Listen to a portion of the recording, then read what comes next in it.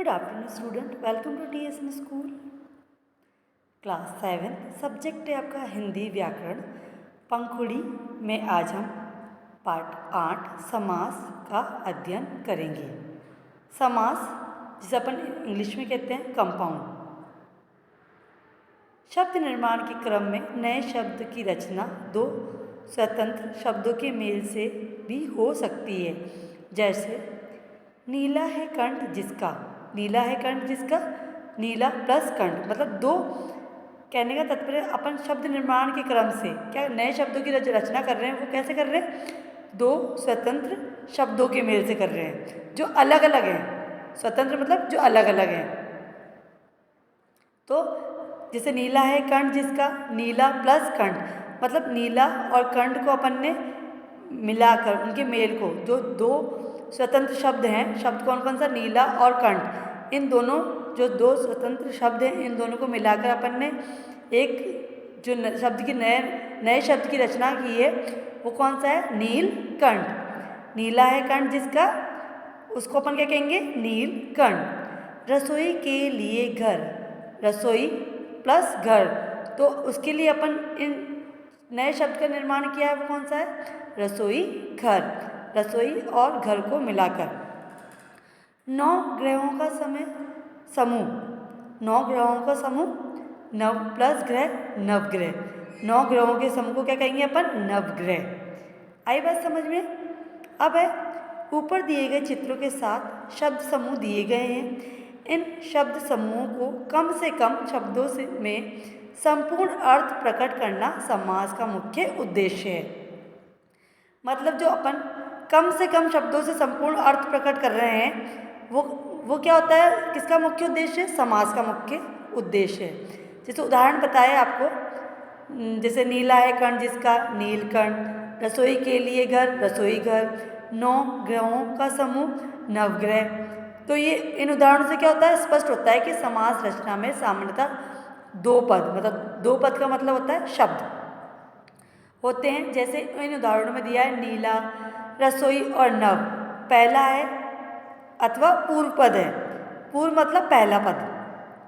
और कंठ, घर और गृह उत्तर पद है। जो नीला है, रसोई है, नव है, ये पहला जो पद है, जो पहले वाले शब्द हैं आपके, वो क्या कहलाएंगे? पूर्व पद। और कंठ, घर और गृह क्या कहलाएंगे? ये पीछे के शब्द हैं आपके, मतलब बाद वाले, तो इनको क्या कहेंगे अपन? उत्तर पद। अतः हम कह सकते हैं कि समास की परिभाषा क्या होगी? परस्पर संबंध रखने वाले दो या दो से अधिक शब्दों के संक्षिप्त मेल को समास कहते हैं। जैसे आपको बताया मैंने, नीला है कंठ जिसका, संक्षिप्त इसका क्या होगा? नीलकंठ। रसोई के लिए गए, रसोई घर। 9 ग्रहों का समूह, नवग्रह। तो ये क्या है? मतलब एक दूसरे से क्या रख रहे हैं? संबंध रख रहे हैं। तो इनका जो संक्षिप्त मेल होगा इन शब्दों का, वो क्या कहलाएगा? समास कहलाएगा। आई बात समझ में? फिर विशेष समस्त पद का पहला पद पूर्व पद तथा दूसरा पद उत्तर पद कहलाता है। पूर्व पद मतलब पहला पद और उत्तर पद बाद का पद। सामासिक शब्दों के संबंध को स्पष्ट करना समास विग्रह कहलाता है। जो सामासिक शब्द हैं उनके संबंध को अगर स्पष्ट करते हैं तो वो क्या होते हैं? समास विग्रह। अब समास के भेद, समास के कितने भेद होते हैं? समास के 6 भेद होते हैं। सबसे पहला है अविभाव समास, दूसरा तत्पुरुष समास, तीसरा द्वंद्व समास, चौथा बहुव्रीहि समास, पांचवा कर्मधारय समास और छठा है आपका द्विगु समास। सबसे पहले अपन कौन सा समास पढ़ रहे हैं? जो भेद पढ़ रहे हैं वो कौन सा है? अविभाव समास।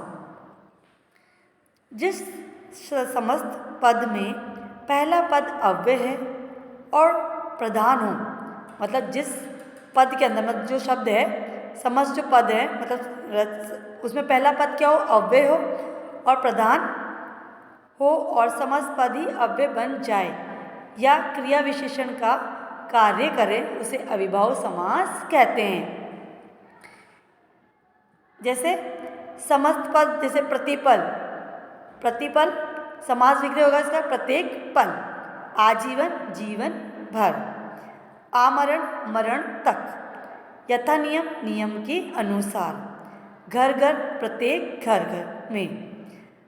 यथाशक्ति शक्ति के अनुसार, यथावसर अवसर के बिना, बेमतलब मतलब के बिना, रातों रात रात ही रात में, बेकसूर बिना कसूर के। तो ये सब क्या है? अविभाव समास है। मतलब जिसमें अव्यय पहला जो पद होगा वो अव्यय और प्रधान हो, और उसके जो समस्त पद हैं मतलब जो समस्त शब्द होंगे वो किससे बने होंगे? अव्यय होंगे, मतलब क्रिया विशेषण का ही कार्य करेंगे। वो क्या कहलाएगा? अविभाव समास कहलाएगा। दूसरा है आपका तत्पुरुष समास। दूसरा भेद कौन सा अपना? तत्पुरुष समास। जिस समस्त पद में दूसरा पद प्रधान हो तथा विग्रह करने पर कारक की विभक्ति चिन्ह आए उसे तत्पुरुष समास कहते हैं। मतलब इसमें कहने का मतलब यह है, जो पहला पद नहीं, जो उत्तर पद मतलब दूसरा वाला पद, दूसरा पद क्या कहलाता है? उत्तर पद। जो दूसरा पद है वो क्या हो? प्रधान हो, मुख्य हो, और जो उसके विग्रह करने पर कौन सी कारक की विभक्ति के चिन्ह आए, जैसे कौन कौन सी? के, में, को, के, लिए, से, की, ये विभक्ति चिन्ह आएंगे, वो क्या होगा? तत्पुरुष समास होगा। मतलब उसकी अपन पहचान कैसे करोगे आप लोग? जिसमें आप देखोगे कि पद का दूसरा जो पद है वो प्रधान हो और विग्रह करने पर, मतलब उसको जब अपन समास विग्रह करते हैं तो उसकी में कारक विभक्ति के चिन्ह आए, वो कौन सा समास होगा? तत्पुरुष समास होगा। जैसे दे रखा है देखो, देशभक्ति, देश के लिए भक्ति। अब भक्ति क्या आ गया? ये दूसरा पद प्रधान हो गया है ना, और के लिए ये क्या आ गया? विभक्ति चिन्ह आ गया है, कारक की विभक्ति चिन्ह आ गए। वनवास, वन में वास, ग्रामगत, ग्राम को गत, सत्याग्रह, सत्य के लिए आग्रह, रोग मुक्त, रोगों से मुक्त, युद्धवीर, युद्ध में वीर, राजकन्या, राज की कन्या, गृह प्रवेश, गृह में प्रवेश। अब कारक के अनुसार तत्पुरुष समास के भी 6 भेद होते हैं। सबसे पहले अपन ने समास के भेद पढ़ रहे हैं, जो दूसरा है तत्पुरुष समास पढ़ रहे हैं। तत्पुरुष समास बता दिया मैंने। अब इसमें देखो इसी के जो तत्पुरुष समास है उसके कितने भेद हैं? 6 भेद हैं। कर्म तत्पुरुष, करण तत्पुरुष, संप्रदान तत्पुरुष, आपादान तत्पुरुष, संबंध तत्पुरुष, अधिकरण तत्पुरुष, ये 6 भेद है किसके? तत्पुरुष समास के। सबसे पहले अपन पढ़ेंगे कर्म कारक की विभक्ति। को का लोप, मतलब जहाँ को आ रहा है वो कौन सा कारक होगा? मतलब कौन सा तत्पुरुष होगा? कर्म कारक।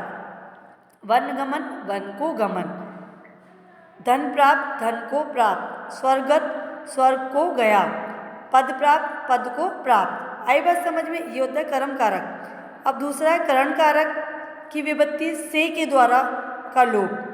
हस्तलिखित, हस्त से लिखित, दिनकर रचित, दिनकर द्वारा रचित, जन्मांध, जन्म से अंधा, तुलसीकृत, तुलसी द्वारा कृत।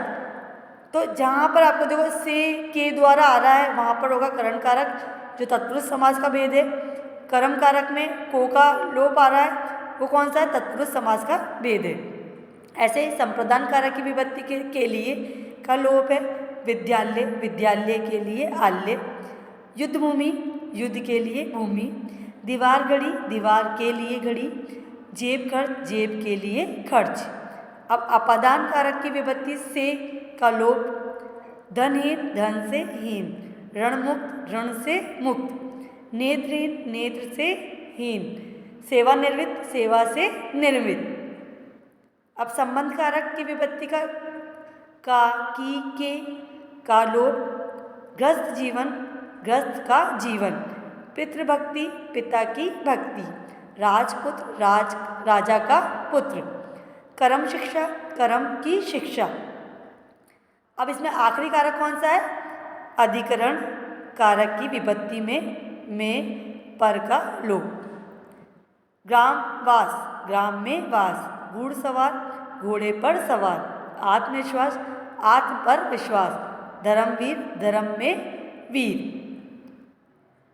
अब अपना तीसरा है, ये समास का जो तीसरा भेद है वो कौन सा है? द्वंद्व समास।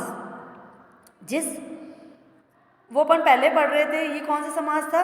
मतलब ये तत्पुरुष समास के 6 भेद थे, उनके बारे में ज्ञात किया कि उनमें कौन कौन सी विभक्ति का लोप होता है। अब अपन पढ़ रहे हैं तीसरा द्वंद्व समास। जिन समस्त पदों के दोनों पद प्रधान हो, मतलब दोनों मतलब पूर्व पद और उत्तर पद दोनों क्या हो, प्रधान हो, मुख्य हो, और विग्रह करने पर और, तथा, एवं, अथवा, या आदि समुच्चय बोधकों का प्रयोग किया जाता है, उन्हें द्वंद्व समास कहते हैं। समुच्चय बोधक कौन से, कौन से थे? और, तथा, एवं, अथवा, या, ये सब क्या होते हैं? समुच्चय बोधक। इनका क्या होता है? इनका जब प्रयोग करते हैं वो कौन सा समास कहलाता है? द्वंद्व समास कहलाता है। अन्न जल, अन्न और जल, माता पिता, माता और पिता, देश विदेश, देश और विदेश, लेना देना, लेना या देना, दाल रोटी, दाल और रोटी, अमीर गरीब, अमीर और गरीब, पाप पुण्य, पाप या पुण्य, लाभ हानि, लाभ और हानि, सुख दुख, सुख और दुख, तंत्र मंत्र, तंत्र और मंत्र। जहाँ पर और, तथा, एवं, अथवा, या आदि समुच्चय पदों का प्रयोग किया जाता है और जिसमें जिसके भी जितने भी पद होते हैं वो दोनों, जितने भी पद पे दोनों पद जो होते हैं प्रधान होते हैं, तो कौन सा समास होता है? द्वंद्व समास कहलाता है। आपका चौथा है बहुव्रीहि समास। जिस समस्त पद का कोई भी पद प्रधान नहीं होता बल्कि समस्त पद किसी अन्य का बोध होता है, कराता है, उसे बहुव्रीहि समास कहते हैं। मतलब कहने का मतलब ये है कि बहुव्रीहि समास में कोई भी पद क्या होता है? कोई भी शब्द प्रधान नहीं होता है बल्कि समस्त पद क्या होते हैं? अन्य किसी का बोध करवाते हैं अपन को, वो होते हैं बहुव्रीहि समास। इसमें जैसे देर का उदाहरण पीताम्बर, पीत, पीत मतलब पीला है, अंबर, अंबर मतलब वस्त्र, जिसका वो कौन से? श्री कृष्ण। इस बहुव्रीहि समास में अधिकतर जो उदाहरण होंगे वो किस किस से संबंधित होंगे? भगवानों से संबंधित होंगे। जैसे इसमें दिया है पीताम्बर, पीताम्बर किसके लिए, किसका से संबंधित है? देखो पीत, पीत मतलब पीला, और अंबर, अंबर का मतलब होता है वस्त्र। तो पीला वस्त्र है जिसका अपन पीला वस्त्र कौन से जो भगवान धारण करते हैं? श्री कृष्ण। तो पीत है अंबर जिसका, उसको क्या कहेंगे अपन? श्री कृष्ण। चतुर्मुख, चार मुख है जिसका? ब्रह्मा। चार मुख किसके होते हैं? ब्रह्मा जी के।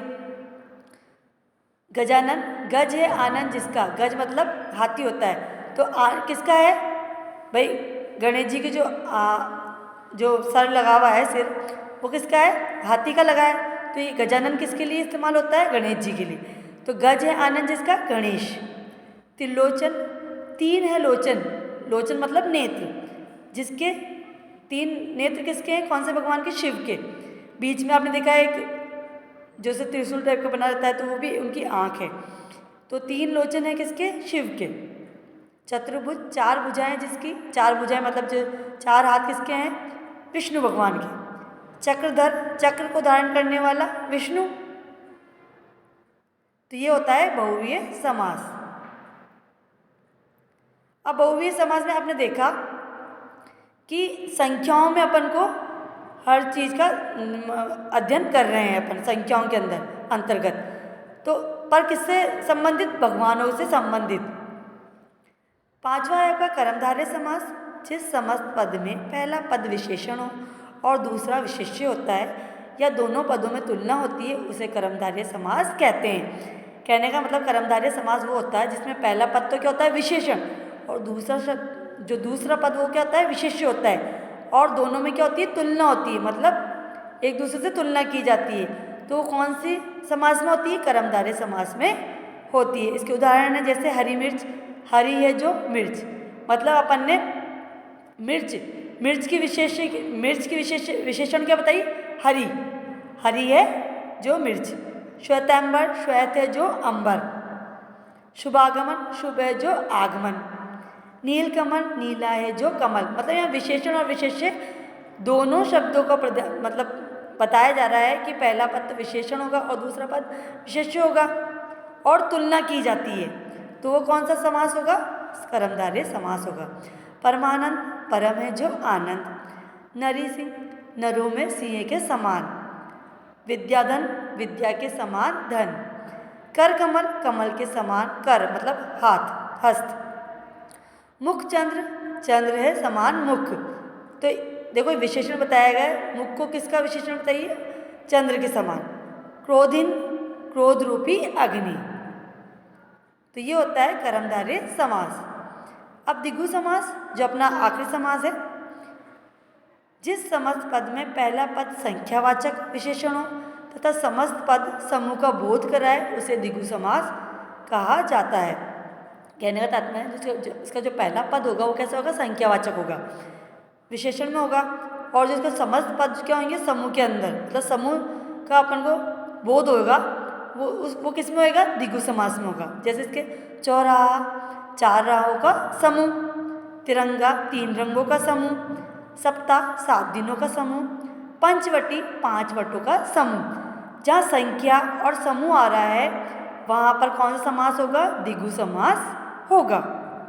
त्रिभुवन 3 भुवनों का समूह, नवग्रह 9 ग्रहों का समूह, पंजाब 5 अम्बों मतलब नदियों का समूह, मतलब पंजाब के अंदर, पंजाब जो बसा हुआ है वो 5 नदियों के ऊपर बसा हुआ है, तो उसे अपन बोलते हैं 5 अम्बों मतलब नदियों का समूह। त्रिफला 3 फलों का समाहार। आई बात समझ में? तो हमने 6 समास पढ़े। सबसे पहला अविभाव समास, दूसरा तत्पुरुष समास, तत्पुरुष के भी 6 समास अपन ने भेद पढ़े। फिर तीसरा पढ़ा द्वंद्व समास, फिर चौथा बहुव्रीहि समास, 5वां कर्मधारय समास, छठा है द्विगु समास। अब अपन पढ़ रहे हैं इसमें कर्मधारय और बहुव्रीहि समास में अंतर। कर्मधारय समास और बहुव्रीहि समास में अंतर। कर्मधारय समास के दोनों पदों में विशेषण और विशेष्य और उप में उपमान का संबंध होता है, मतलब तुलना से संबंधित होता है। उदाहरण जैसे लंबोदर लंबा है, जो उदर मतलब पेट। अब बहुव्रीहि समास में अंतर देखेंगे कि वो कर्मधारय समास से किस प्रकार से अंतर रखता है। बहुव्रीहि समास में दोनों पद मिलकर किसी तीसरे पद की विशेषता प्रकट करते हैं। जैसे लंबोदर लंबा है, उदर पेट, जिसका किसका, गणेश का। आई बात समझ में? अब अपन पढ़ रहे हैं द्विगु और बहुव्रीहि समास में अंतर। द्विगु समास का पहला पद संख्यावाचक होता है और पहला पद दूसरे पद की संख्या बताता है। त्रिलोचन 3 लोचनों का समूह, मतलब 3 नेत्रों का समूह। बहुव्रीहि समास में भी कई पहले पद संख्यावाचक होते हैं, परंतु ये पद दूसरे पद से मिलकर तीसरे विशेष पद की और संकेत कर सकते। त्रिलोचन 3 है लोचन, जिसके अभी बताया था मैंने, कौन है, शिव। तो यहाँ पर शिव की अपन क्या बता रहे हैं, विशेषण बता रहे हैं, और द्विगु समास में क्या बता रहे हैं अपन, समूह बता रहे हैं। तो इन दोनों में अंतर हो गया। आई बात समझ में? तो आज हमने समास पढ़ा है। समास क्या होता है, परस्पर संबंध, परस्पर संबंध रखने वाले 2 या 2 से अधिक संबंधों के संक्षिप्त मेल को समास कहते हैं। और समास के भेद पढ़े 6 समास, अविभाव समास, तत्पुरुष समास, द्वंद्व समास, बहुव्रीहि समास, कर्मधारय समास और द्विगु समास। तत्पुरुष के भी 6 भेद बताएं। कर्म कारक की विभक्ति, करण कारक, संप्रदान तत्पुरुष, अपदान तत्पुरुष, संबंध तत्पुरुष, अधिकरण तत्पुरुष। और फिर उसके बाद में अपन ने कर्मधारय और बहुव्रीहि समास में अंतर स्पष्ट किया, फिर द्विगु और बहुव्रीहि समास में अंतर स्पष्ट किया। धन्यवाद।